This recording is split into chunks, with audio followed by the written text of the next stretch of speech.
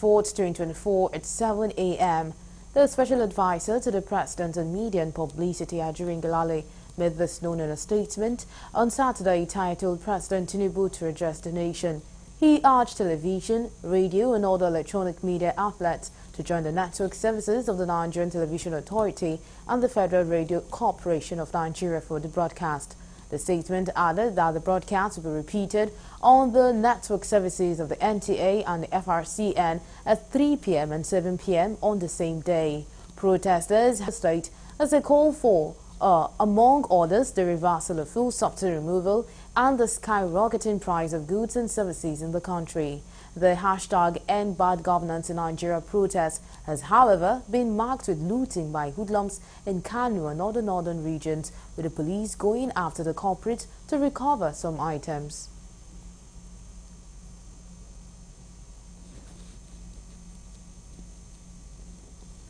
The Nigerian Education Loan Fund, NELFund, says it has disbursed more than 2.5 billion institution fees to 12 schools across the country.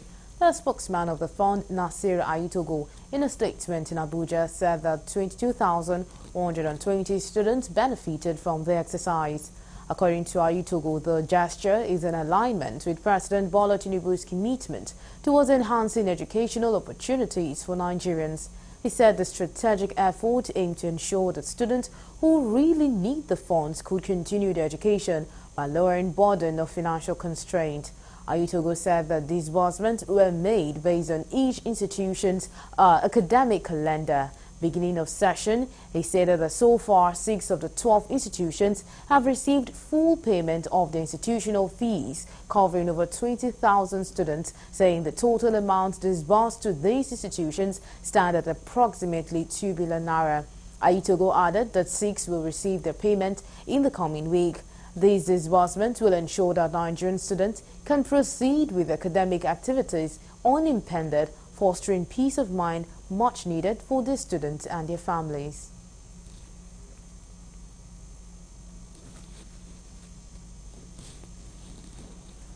The Acting Executive Secretary of the National Universities Commission, NUC, Chris Mayaki, has urged university administrative staff to acquire relevant computer software for the virtual learning environment, as only ICT literacy was no longer sufficient.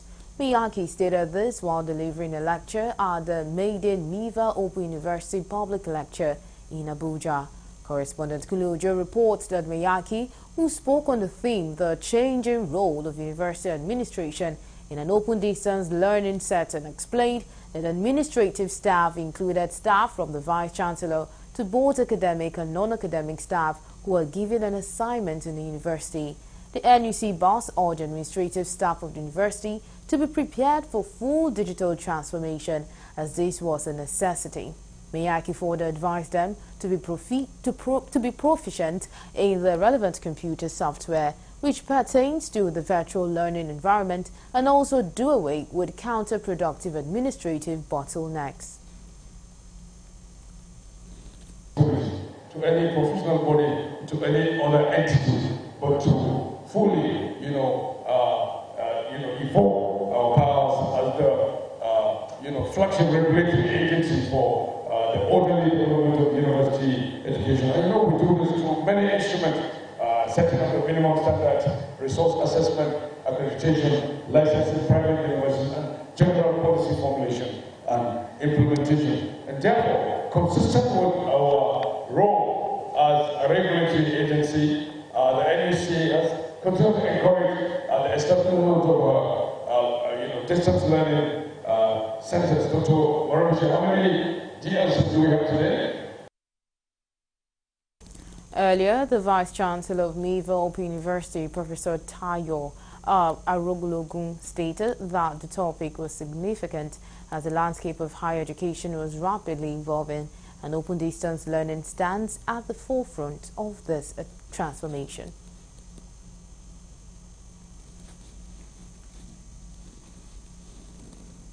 The police and operatives of the Department of State Services, DSS, on Saturday opened fire at #EndBadGovernance protesters again at the Moshood Abiola Stadium in Abuja. The protesters, who returned to the venue after initially shunning the place for street procession on day 1 and day 2, had assembled with flags and placards, but the policemen and DSS operatives on the ground at the stadium fired at the protesters. Correspondent Nabuchi, who was covering the protest, said some of the protesters ran into the vehicles and fled, while a car belonging to a Premium Times reporter was shot at while in motion. The forceful dispersal of the protesters, who gathered at the Moshood Abiola National Stadium by security operatives using bullets and tear gas, was despite a court order that restricted the demonstration to the stadium premises. The protesters, who exercising their rights to freedom of assembly, were met with tear gas, bullets and intimidation of security personnel. The sudden crackdown left many demonstrators feeling frustrated and disappointed. Moments earlier, the protesters had engaged in a congress, allowing protesters of different ethnicity and tribe to air grievances and make demands on the government. We all gathered here in line with the court injunction that said we should restrict ourselves as protesters to the stadium. And all our members were gathered here. We are just granting press release. We are not even making any noise. We didn't even blockade the road. So all of a sudden, the police came with their vans in numbers, I think almost 6 vans, and started shooting at us. They did not even address us. At least they should even talk to us, or even tell us the reason why they want us to leave the stadium, as against even the court order. Because we don't say we should be at the stadium, and we were still at the stadium granting press release, then the police came and started shooting at us. And as we speak, we don't even know why they were shooting at us, because we are at the right place. We are at the place where the court said we should stay. So they subjected all of us, they molested a lot of us. I personally was molested by the police. They shoot the tear gas at me directly. They were not just dispersing us, they were aiming at us directly with tear gas. As Nigerian citizens, is it a crime for us to protest again? For the matter right. Is it a crime again for us to protest? And I want to make the world know that. I keep repeating this. That we the protesters, right from day one, we've been peaceful, and the praise should bear us witness. We have been peaceful. We've never vandalized anything. We've never destroyed any property. We've never even used any provocative words on anybody. But the police have been trying to provoke us. The police have been trying to provoke us all this while. The police have been tempting us to be violent, and we reject that temptation. We want the whole world to know that whatever happens, even though we are not going to be violent, we are not going to take the law into our hands, and that's the reason why we restricted ourselves to the stadium. We did not go outside the stadium.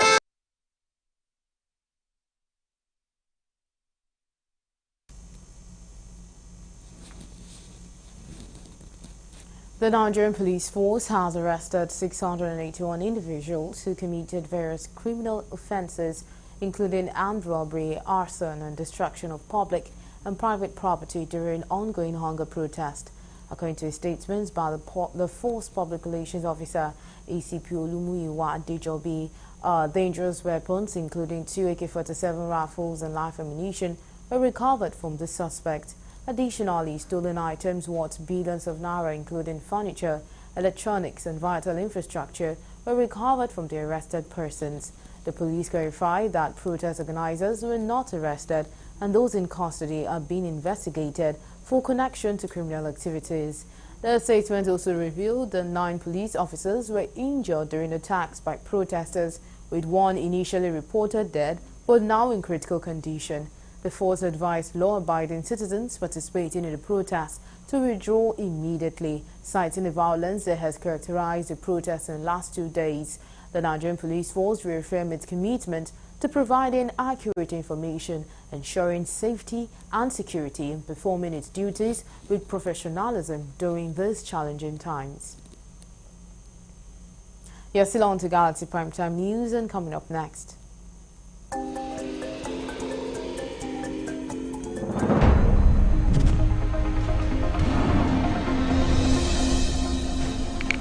The Borno Police Command discovered 6 projectile grenades allegedly abandoned by terrorists in Maiduguri. Details of these more will come to you shortly. Please stay with us.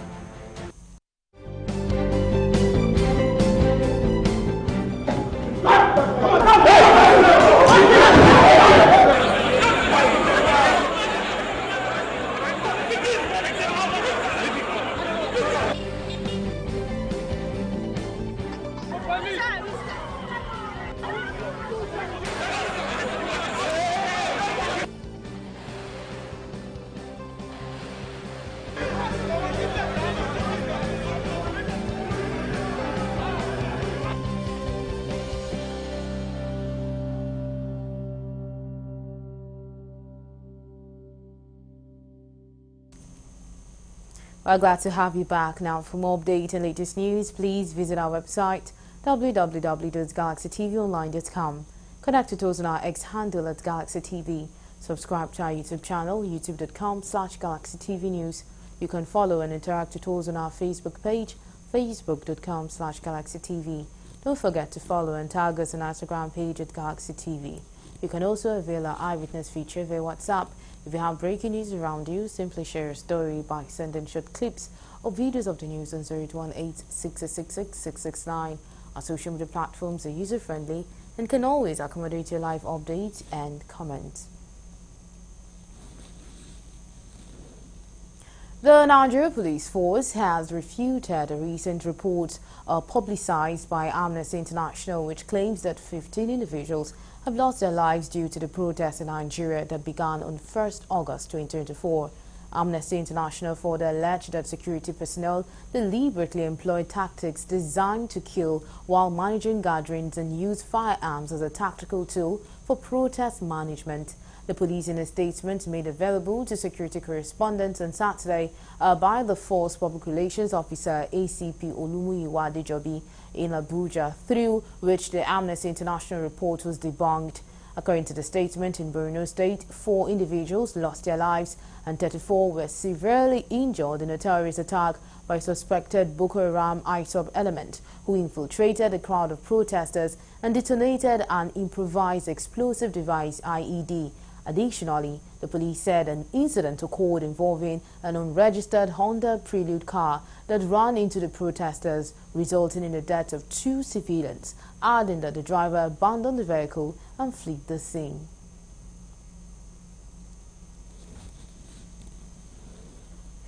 The Borno Police Command said it has discovered 6 projectile grenades allegedly abandoned by terrorists at Ajilari Cross area in Maiduguri.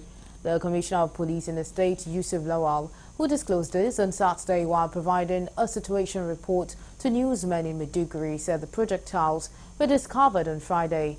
Lawal said that the personnel of the Explosive Ordnance Device EOD Base 13 deployed to the scene to access the grenades discovered that they were manufactured with incendiary chemicals. He said that the affected area was thoroughly screened and the projectiles were recovered intact, rendering the area safe. Lawal explained that another violent incident occurred on the same day in Basam Galumari village, Gubio 2 Woro, under Gubio local government area. According to him, Fulani herdsmen carrying cows allegedly entered a farm belonging to a local resident, leading to a confrontation. He added that security agencies have been mandated to respond to the situation with a view to resolving the crisis. Lawal said that the security forces have remained on high alert, working to maintain public safety and prevent further incidents.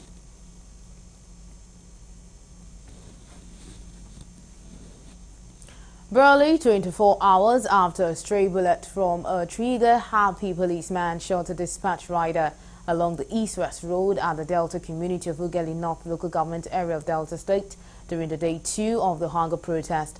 The victim, Kesta Eloho, who is presently recuperating at the Ughelli General Hospital, have narrated how he was shot while going about his delivery duties. Our correspondent Dele Fason has more.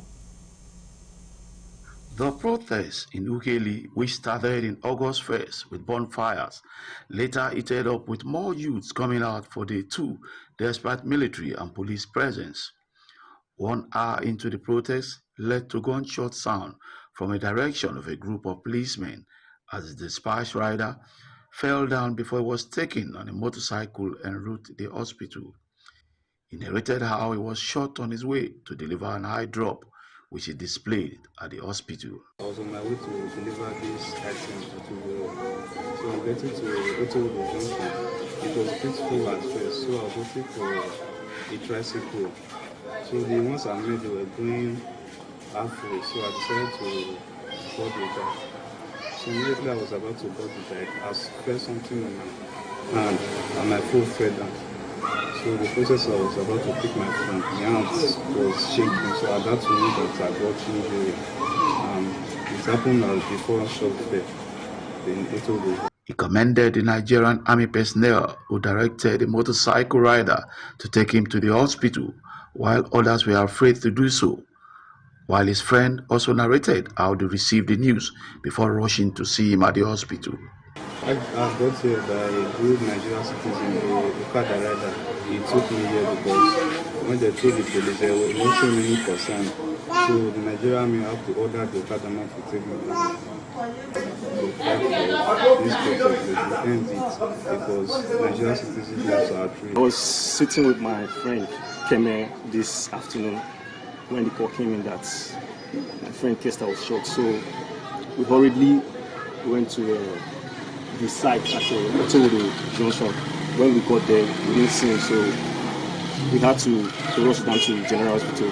When we got there, we saw him at the emergency unit. So we were trying to ask, okay, what happened? It was like, okay, he was shot at Otowodo Junction on his way to deliver an eye drop to a patient. I don't know, maybe to someone at a way. So we quickly just stood there by him, make sure that the doctors are around. When contacted, the Delta Police spokesperson, Edafe Bright, said investigation is still ongoing to identify if it was a policeman that pulled the trigger. From Delta State, Daily Fast reporting for Galaxy News.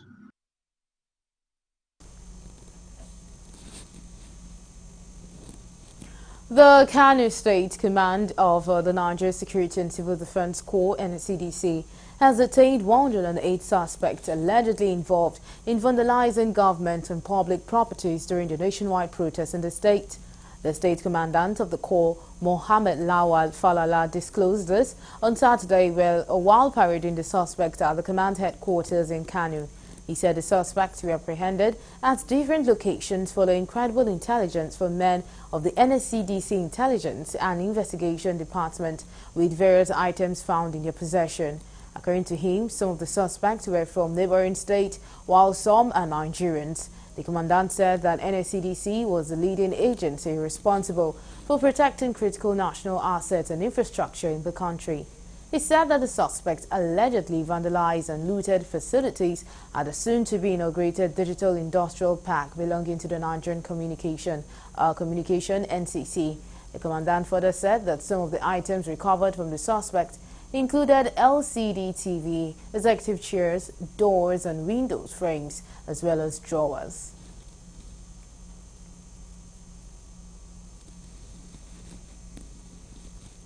Members of the Nigerian Institute of Town Planner (NITP) and Town Planners Registration Council of Nigeria have called on government at all levels on the need to adequately utilize and manage land in order to avoid any form of crisis. The National President, Nigerian Institute of Town Planner (NITP), Nathaniel Atebije, made the call during the 25th edition of the mandatory Continuing Professional Development Program (MCPDP) held in Abeokuta. Speaking on the theme Building Capacity for Change Management and Compensation in Urban and Regional Planning Practice, he said that securing an appropriate fees for services rendered speaks directly to the sustainability and growth of the profession.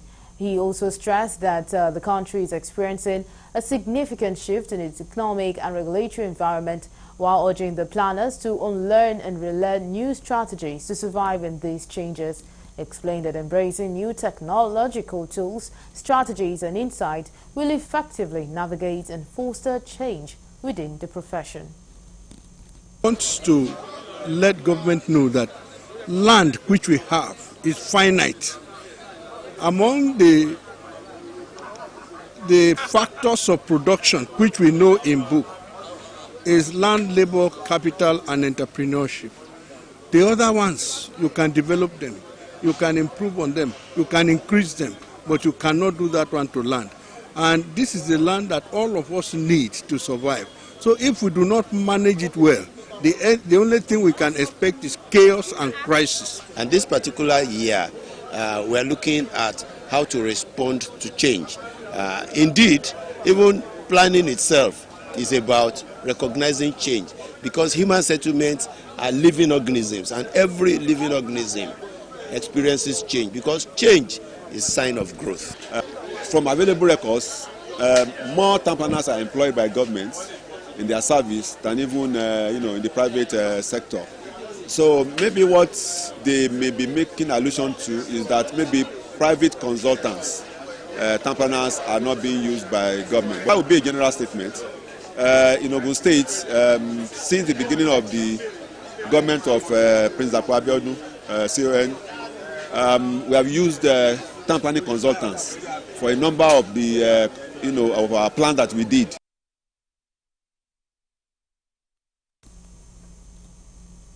The National Human Rights Commission, NHRC, has condemned the molestation of journalists by the Nigerian police at Eagle Square during the #EndBadGovernance Nigeria protest. According to the Executive Secretary of the Commission, Dr. Tony Ojukwu-San, the act is a clear violation of the fundamental human rights and a blatant attempt to suppress the freedom of the press. The position of the Commission was contained in a statement issued in Abuja by Obinna Nwakunye, Director of Corporate Affairs and External Linkages. The NHRC emphasized that journalists have the constitutional right to carry out their duties without fear of intimidation, harassment or molestation. He lamented that those molested, including Jide Oyekunle, Chairman Nigeria Union of Journalists, FCT correspondent Chapel, and journalists with daily independent newspaper Yakubu Mohammed of Premium Times, Mary Adeboye of News Center Television, and Kayode Adiola, a photojournalist with Punch newspaper, did not deserve the treatment that was meted on them. According to the ES, the police action undermined the principles of democracy and rule of law. It called on the Nigerian police to respect the rights of journalists and protectors and to ensure that their actions align with international human rights standards. Medical experts have warned parents and guardians against dangers posed by hesitancy in allowing their children to be vaccinated, blaming social media influence for misinforming the public.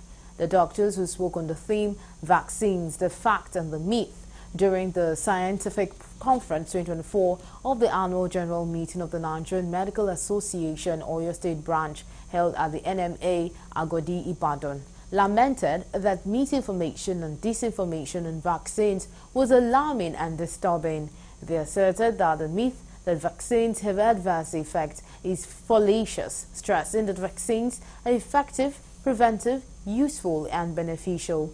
Speaking on the theme of the conference, Vaccination, Fact and Myth, Dr. Adiola Fowotade, reader and clinical virologist, Department of Microbiology, University of Ibadan, underscored the effectiveness of vaccines in preventing diseases. She said Nigeria is a country that is plagued with infectious diseases, and some of these diseases are preventable by vaccination, and that the vaccines that are available are not for children alone, but also for adults, while it observed the people are showing apathy to the vaccine. It's the fact that there are a lot of myths that have been associated with these vaccines. People have talked about these measles vaccines causing autism, human papillomavirus vaccine causing infertility, making girls to become sexually active when they are not supposed to be. People have talked about the COVID-19 vaccine causing COVID-19 or killing people, or flu vaccine causing even the disease itself, or that some of these vaccines contain some substances that are even harmful. But these are all not true. There have been studies that have been done, and these are not small-scale studies, but large-scale studies that have been done by the Center for Disease Control. Actually, the Child Rights Law in Oyo State and the Child Rights Act for the whole of Nigeria has already stipulated that guardians, parents, and those who have custody of children under 2 years have the responsibility to ensure full vaccination of those children. And those who fail to do so are liable to a fine or an imprisonment, I think, up to about 2 years. So we should not run foul of the law. it is mandatory for us to vaccinate our children. We don't have knowledge. We don't have medical knowledge. A lot of people would rather pick some things online, have information, are now coming to the forefront to cast aspersion on the use of vaccine, and it is getting disturbing because even health workers are joining, on the bandwagon, and that is what informed, the choices of our film and the sub team today, because we believe that we actually need to re-educate ourselves.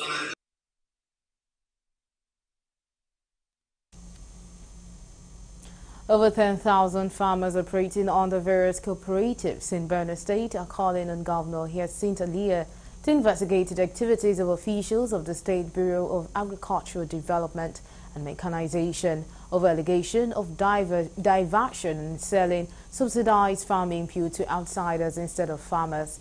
The Chairman Association of United Farmers Benue Valley, Denin Utsa, said the activities has become worrisome as politicians have hijacked the process in connivance with some staff of Bernarda to sell the subsidized farm input.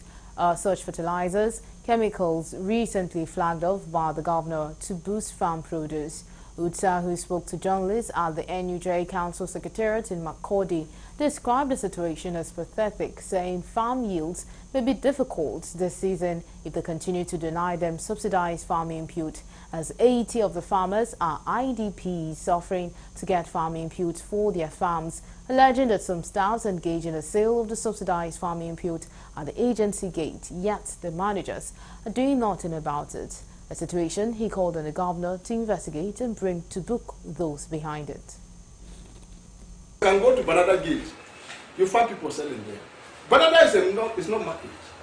It's a government agent. And whoever wants to sell there should be able to sell at the government subsidy. You are there at the gate selling at 3,500 per liter of glyphosate when government is sold at 2,000. Is it not corruption? Several cooperatives have complained to me that they were being given allocation and the allocation paper got missing there. The allocation were missing, herbicide are also missing in the store. From our findings with this quarter, it has become a lucrative business for the staffs of Banana. We have not heard from them in the meantime, but I want to say that if this is true, they should desist forthwith because we are ready to come after them and expose them to the barest minimum. So we are already suffering much, so much. People protesting for hunger, and then some people who are supposed to be there to work for the benefit of the people are rather contributing to create more hunger. So that the people will not know, they will think that the government is the one that's responsible, whereas the government is making efforts while the individuals are sabotaging the efforts of the government.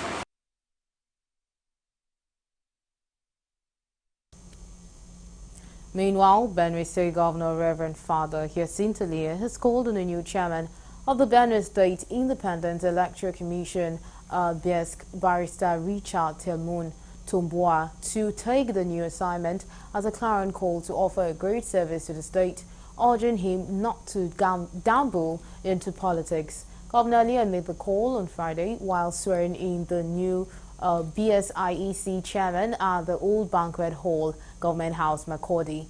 This is coming after the Benue State House of Assembly had on Thursday, August 1st, 2024, recommended the removal of the erstwhile chairman of the commission, John Chen, citing his lack of good judgment as to which decision will appeal to the greater majority of the people, insisting that his actions in office fell short of public interest. Performing the ceremony after Barrister Tomboa was confirmed by the State Assembly, Governor Alia tasked the new boss of the state electoral umpire to uphold integrity, becoming the best for himself and state, and to ensure that his services are of tremendous success to all political parties in the state. He described the new BSIEC boss as a square peg in a square hole, urging him to remain accountable and steadfast, distancing himself from self-interest. Disregarding traffic rules can be seen as a deliberate attempt to endanger human lives and properties. The first serious consequence of disobeying traffic rules and regulation are the chances of a road accident, which in the best case scenario leads to damage of vehicles with or without injury to people involved. Motorists trying to cross the railways without observing prerequisite actions have unleashed unnecessary terror many times. Galaxy News correspondent Levi Joseph takes a look at this scenario in this report. Obeying traffic rules and observing safety signs of every railway crossing is important, which every motorist should adhere to for the sake of safety of people's lives. Major cause of disregard to traffic rules, be it on the highways or the railway track, is because there is no enough enlightenment or awareness. The Ministry of Transportation and the Federal Road Safety, then aside from that, Federal Railway Corporation, they are not discharging their responsibilities. It's very unfortunate that Nigerians, or most especially Ghanaians, we are lawless. We don't only like to abide by the rules. And that one permeates into every sector, every facet of our life, both within our environment or outside our environment. Concerned authorities need to go back to original master plan for highways and railways, where road signs are visible and there are gate posts in all levels of crossing on railways. Where there is no law, there can't be offense. Then once you know that there's law somewhere, definitely there must be an offender. Look at, assuming you are traveling abroad, you are traveling through the airports and all that, you want to check in. They have their rules and regulations. Have you ever seen anybody breaching those rules? You cannot, because they know that the sanction must follow. If the government must take decisive action, number one, to deal with whoever violates the traffic rules or the railway rules. Then aside from that, the Nigerians should be enlightened in the media, in print media, on television, and even public awareness by using what we call town cry.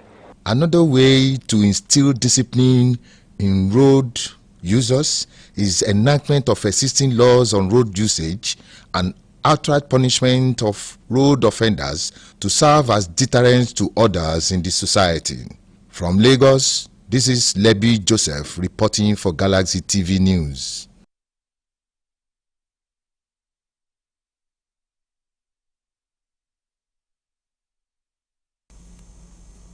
And now we'll go on a quick break, and when we return, the news continues. To stay with us.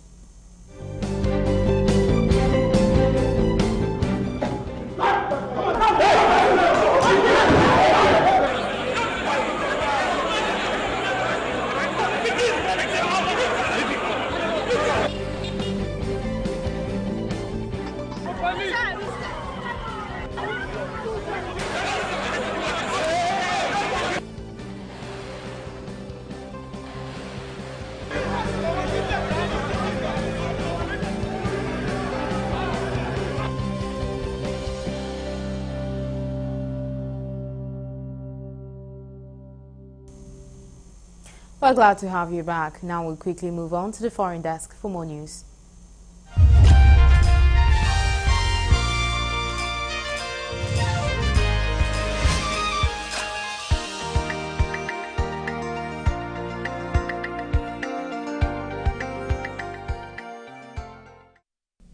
Hello and welcome to the foreign news.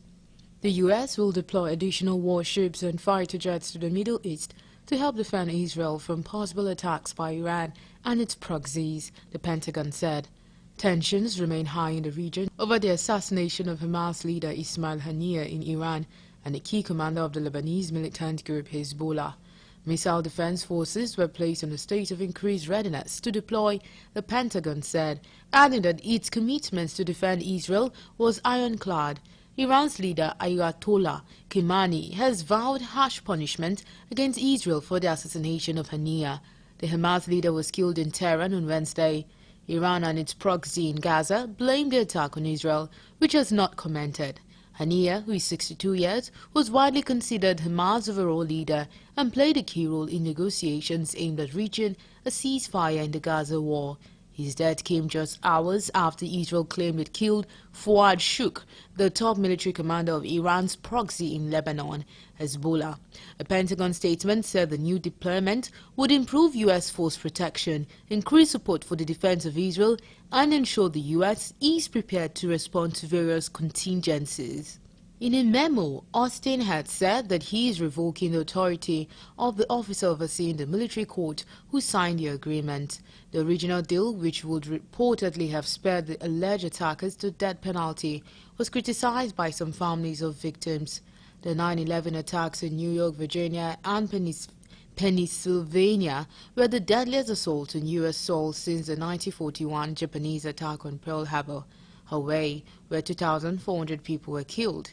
They sparked the war on terror and the invasions of Afghanistan and Iraq. In his memo, Austin named 5 defendants, including the alleged ringleader of the plot, Khalid Sheikh Mohammed, all of whom are held in Guantanamo Bay, Cuba. The original deal named 3 men, said that he had played no role in the plea deal. The 5 men named in the memo were Khalid Sheikh Mohammed, often referred to as KSM, Walid Mohammed Saleh Mubarak, Abin Atash Mustafa, Ahmed Adam Al-Hawsawi, and 2 others not mentioned in the original plea. The men have been in custody for decades without trial. All have alleged they were tortured. KSM was subjected to simulated drowning, so-called waterboarding, 183 times before it's banned by the U.S. government. All have already faced more than a decade of pre-trial hearings complicated by the allegations and evidence of torture against them. At least 9 people, including a local commander of Hamas military wing, have been killed in 2 separate Israeli airstrikes near Tulkarem in the occupied West Bank. Medical sources confirmed to newsmen that one of the people killed in the first attack was Haitham Baldi, leader of the Qassam brigades in the Nablus area.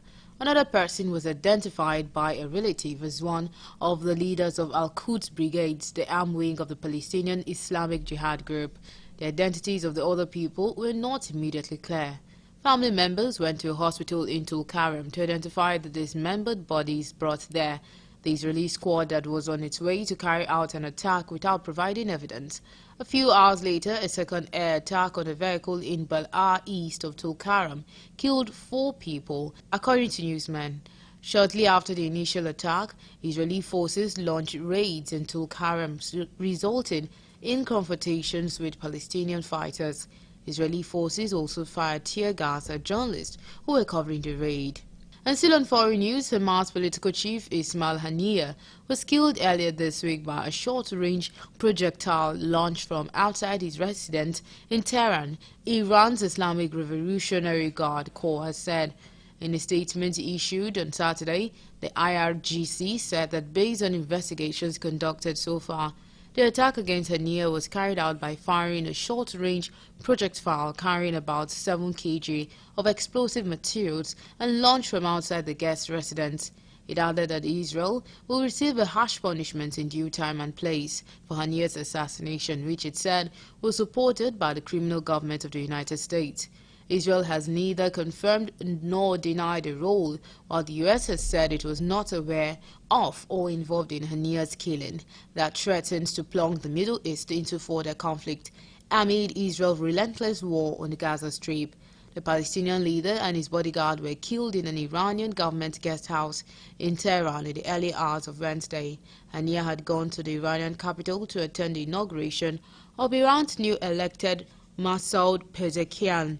On Friday, thousands of people attended Haniyeh's funeral prayer at a mosque in Qatar's capital Doha, where the Hamas chief had lived along with members of the group's political office.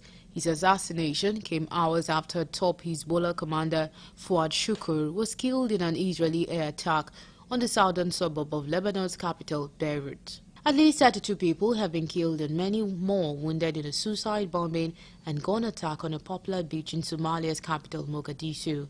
According to officials, Al-Shabaab, an Al-Qaeda-linked armed group, claimed responsibility for the attack on Lido Beach late on Friday via an affiliated radio station. The assault when the suicide bomber blew himself up at the entrance of Beachview Hotel.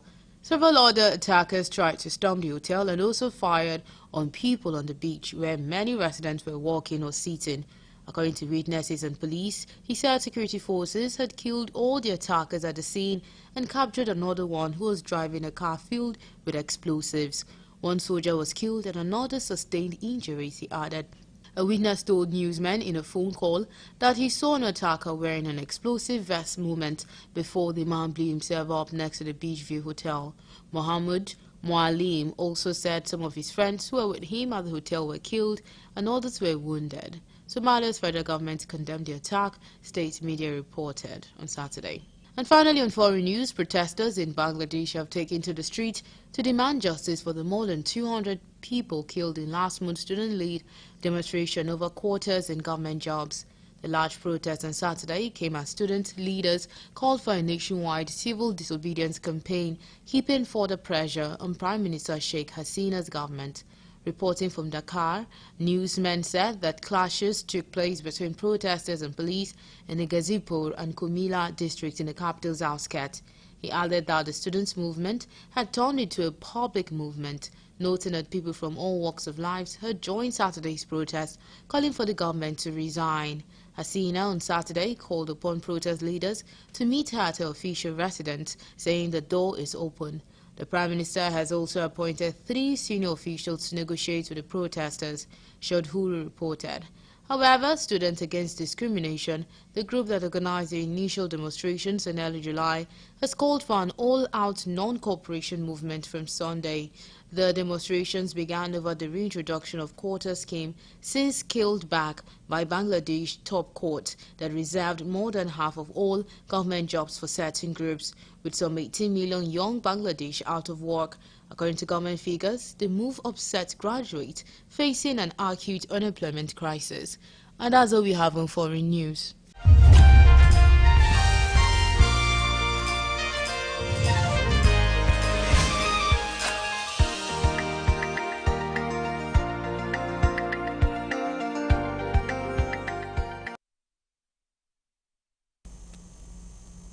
Now for more updates and latest news, please visit our website www.galaxytvonline.com.